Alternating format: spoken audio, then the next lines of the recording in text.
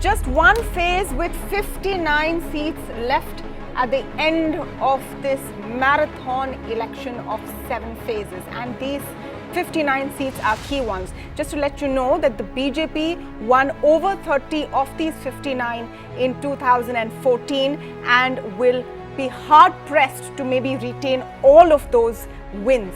It's a crucial phase, and just before it, a couple of interesting things have happened. Sadhvi Pragya Thakur, who's the BJP candidate from Bhopal, has said in a comment that she thinks Nathuram Godse, the assassin of Mahatma Gandhi, is a patriot.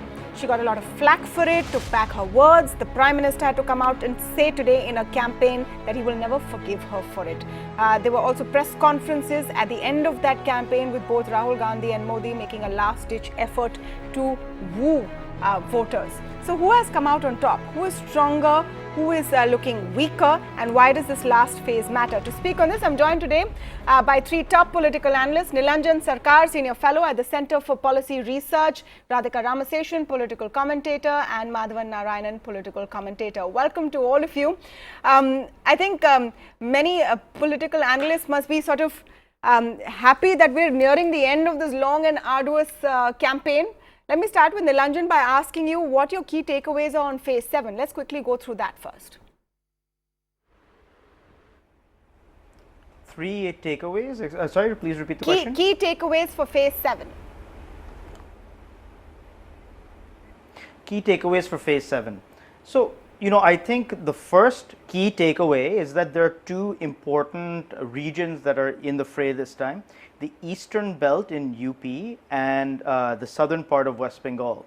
Now, these are places that we're getting reports that the BJP is not doing as well as it had hoped. And one of the big questions, as it seems like it may be a fairly tight fight for the BJP to get the kinds of numbers it needs to be able to form government. These particular places will be quite crucial. So my first takeaway is just simply looking at the BJP's performance in these regions, and my own feedback is it hasn't been quite as good as they had hoped. So we're looking at a closer race than perhaps the BJP had hoped. The second key takeaway is that it looks like this battle has been taken to a higher level. People are giving press conferences. There are some outlandish claims being made. In the case of West Bengal, road shows, statues being broken. It says something about the extent to which every party is on edge. And I think what we're starting to see is, as the numbers creep in for each of the political parties, they're starting to get very uneven, they're getting uneven reports. There are no clear trends that are coming from their reports. It might be the BJP is doing very well, it might be that they're doing very badly, but it's not clear. And so everybody's a bit on edge. I think the third final thing I want to say is that this really is, in a genuine sense, the triumph of the voter. I think we talk so much about all of these crazy media strategies and polling booth agents and so on and so forth. You look at this election campaign, you look as it's coming to a close, and every journalist, every political analyst, every exit poll maker, every TV show anchor is left guessing as to what might happen. I've been saying from day one, whenever anyone asks me, I say that it would be foolish to make guesses at this point. But let me come to Radhika Ramaseshan with what the stakes are here. And a good friend and a political analyst told me once that the fight between main key parties towards this phase of the campaign is always for the undecided voter. Because they all have their core voters who they know will be on board with them. But it's that 15 to 20% that can swing the entire story.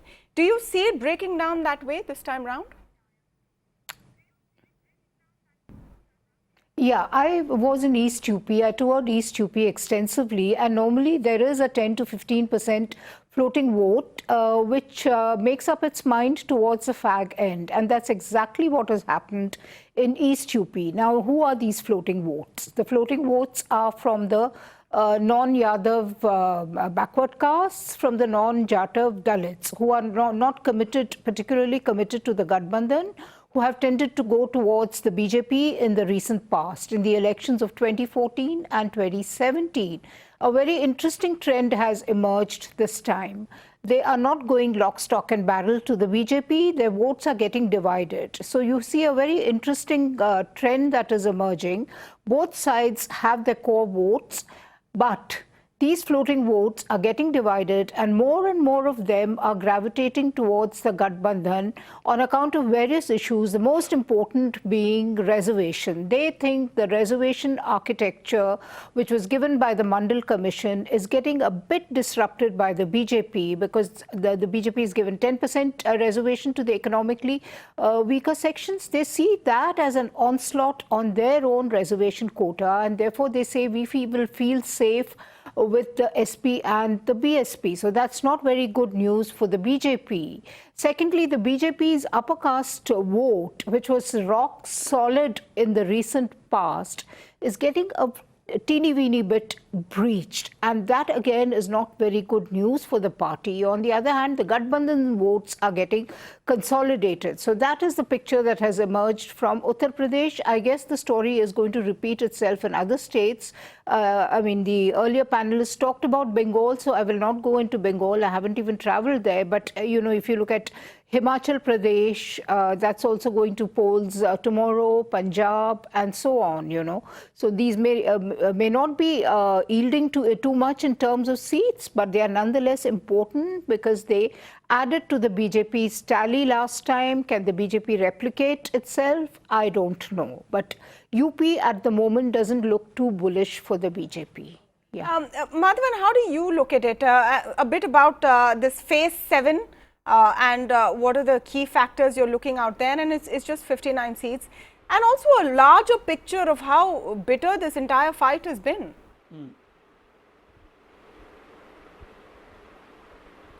Yeah, I think let's look at phase 7. I think Radhika has pretty much captured it very well. I would like to add just one more thing about the phase 7, which is that Punjab doesn't seem to be going the BJP way at all. So there is one big minus for NDA, because looking at the assembly elections and the mood thereafter, the BJP has to make up in other places where it doesn't seem to be gaining in Punjab in an anti-incumbency mood, and therefore that is one critical thing. And although there has been a lot of noise over Bengal, which is also going to the polls, the simple fact is that it's more about national headline grabbing, and there is not sufficient ground thrust in the rural areas of Bengal for the BJP to really claim big victories. Having said that, my information is that they might just get about 5 out of 42 seats, which for a BJP would be a big jump, but if they do, it's still not good enough to form a government if there is a loss elsewhere in the country. So that brings me to the next aspect, which is on the big question is on whether the Balakot and the Pulwama factor that Modi used to build a personality cult-led national security centered campaign is good enough to offset some of the issues concerning the agrarian crisis and jobs and the recent assembly election victories in Rajasthan and MP that went the Congress way. And therefore, net, the real question is whether the anti-incumbency factor, which was naturally going against the NDA, is good enough to be offset by some of the big bang efforts taken by Amit Shah and Modi in the last stretch. And my answer is that the jury is still out, and it's going to be a huge challenge to be a majority on its own. Therefore, some of the issues will shift to Jagan Reddy and the what I call another unknowns. Yeah, another big picture. Another big picture point. Yeah, the bitterness, of course. We've seen another big picture point I want to make. And what the big picture point is that this has been. Yeah, go ahead, Madhavan. Complete your sentence. Yeah, may I have? Yes. I think the fact that this campaign has been one of the most bitter ones, even more bitter than the post-emergency ones that I have seen with my own eyes, shows that too much is at stake for the BJP, and they are fighting not just against some of the ground realities of India, such as poverty and unemployment and agrarian crisis. But the fact is that they are putting culture over economy on many fronts, and that is a very big gamble, and the shrillness that you've seen in the campaign is a result of that. On the other hand, Congress, which was almost sleeping last year, has made up a lot to come back, and there is a new confidence that I see in Rahul Gandhi, which is unmistakable. Whether that translates into votes and victories is a separate matter, but I think the bitterness can be explained by the fact that the opposition has somehow managed to get its act together enough to give sleepless nights to BJP. Don't go by public. That's a good postures, point. One please. minute, I want to take off on that. The opposition has managed to get its act together. I agree with you partially, because after 2014, the Congress went into this shell-shocked mode for about a couple of years, I would say. They were in some kind of stupor, not understanding what had happened. Then they started picking it up. There was kind of a peak by December 2018, then Balakot happened. They were clueless for quite some time. Nilanjan, do you think it's been a little too late or delayed in the way the Congress has come about? And then it has also been counterproductive, because a stronger Congress has made sure that any alliance building has taken a backseat, which has been an advantage for the BJP traditionally. So I think that if we are to look back at this election, if things don't go the opposition's way, the big sort of question we'll have is that whether Congress's lack of making alliances really sort of cost the opposition vis-a-vis the BJP. Now, when it comes to sort of response to Balakot, this, that, and the other, I mean, I think that all of the evidence, empirical evidence we have, is that these kinds of issues don't have dramatic impacts on the electorate. Perhaps this time it'll be different, but we have no historical evidence that that's true. In some sense, the Congress is playing with the hand that it's dealt with. It has a weak organization. It has worked on elite co-optation and not cadre building. That's the reality of the Congress on the ground. So that is what it's built with. It has Rahul Gandhi at top. It does not have Narendra Modi. That's not changing, although he seems to be doing a bit better. So what Congress has going for it is that there is genuinely a lot of rural distress. There's a lot of anger at some of the BJP's policies that will have certain demographics potentially shifting away from the BJP. Now, one sort of very important sort of political science, political theory point is that we tend to believe that people's preferences are far more stable than the opinion polls show. This has been shown in country after country after country. The analysis has never been done in India. If that same principle holds, the situation that we saw in India in December 2018 or January 2019 might exactly be the situation today with the preferences the voters have today. And we may be sort of looking at a lot of smoke screens when we think of Balakot or this speech or Pragya Thakur, but actually the voters may be relatively stable in their preferences.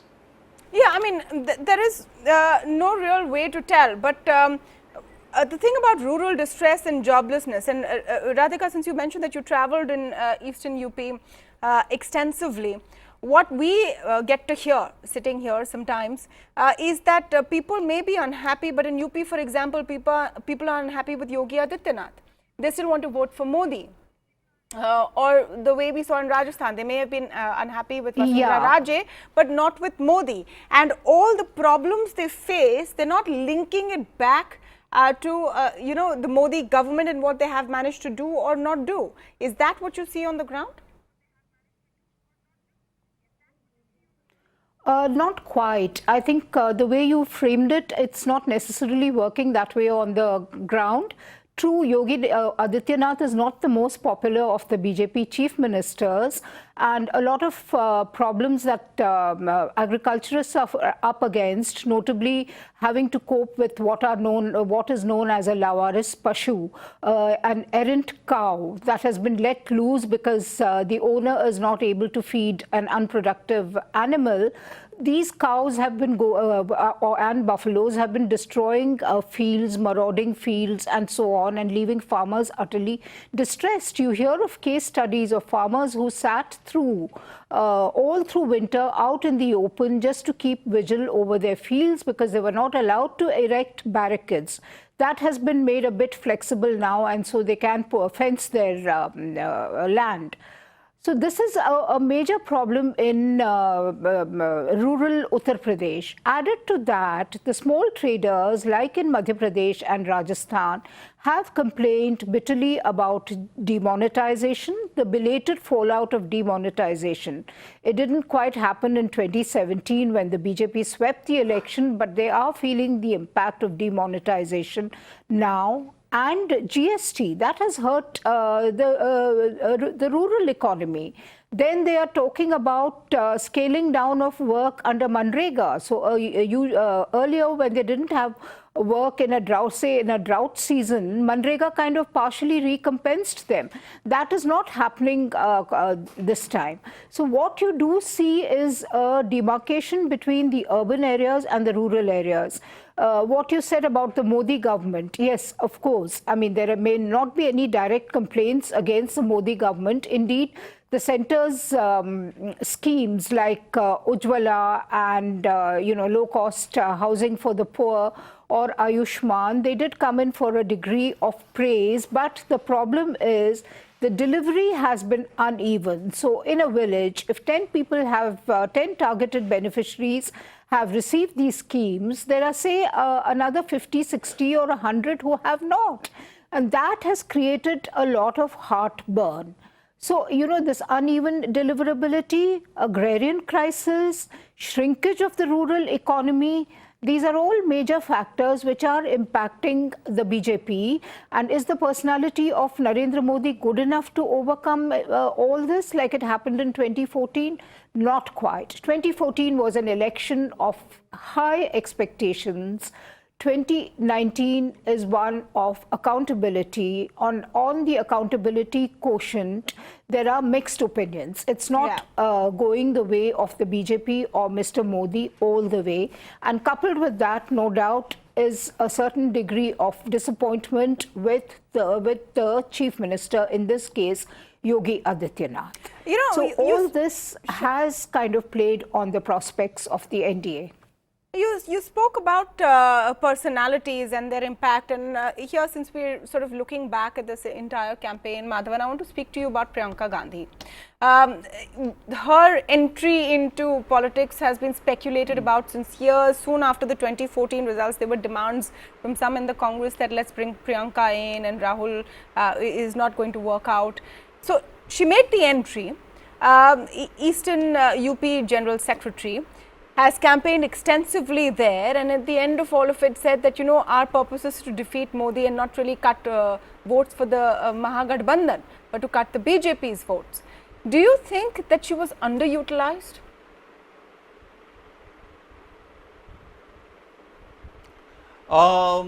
It's a very good question, Tamanna. I wish I had the answer, but the point is that I wouldn't say she has been underutilized, but I would say she has been sort of misutilized, or maybe she voluntarily didn't cross a certain line. Let me explain. She has two roles, one as a star campaigner, the other as the General Secretary in charge of Eastern UP. On the former role, she has certainly delivered because her atmospherics, her charisma, her face and her supporting Rahul has certainly created a media ripple and brought back the Congress in terms of what in economics they call a mind share. Now, from mind share to market share in votes is a separate journey, for which we had expected her to deliver more in Eastern UP, for which, if you know, all the Eastern UP non-Yadav backward caste factor is something that I wrote for Quint long before anything happened. And I was expecting part of it to come from Priyanka Gandhi's ability to swing, aided by her senior party colleagues, some deals. Now, what we have is a very minor alliance like one of the factions of Apna Dal, and therefore the floating vote which Radhika spoke about in Eastern UP remains a floating vote. So, on that count, although there is a great opportunity to capitalize, and there is a Mahagathbandhan on the one hand from Mayawati and Mulayam that is working for the anti-BJP forces, the Congress hasn't scored as well in Eastern UP from what I can gather, unless there's a surprise that's waiting for us. So that is one thing on which she's not succeeded. But nationwide, I think Priyanka has made an impact as a face. Yeah. And since Modi has anyway made it a leadership-based election with faces being important and not parliamentary, to that extent, Priyanka has worked. You know, what will have to be seen is what happens next. 23rd May is almost here, but do things change forever in the way elections are fought? Will it become more about personalities?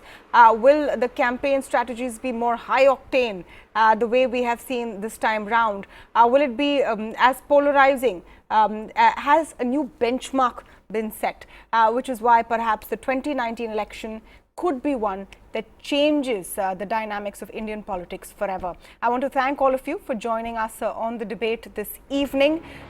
Just a few days to go for the big exit polls, and I thank all of the viewers for joining us this Friday evening. I want to remind you, we are going to be live with the exit polls numbers on Sunday evening. If you want to understand what to make of a range of numbers, pure analysis, not too much noise, you should join us on ET Now. Thank you for watching.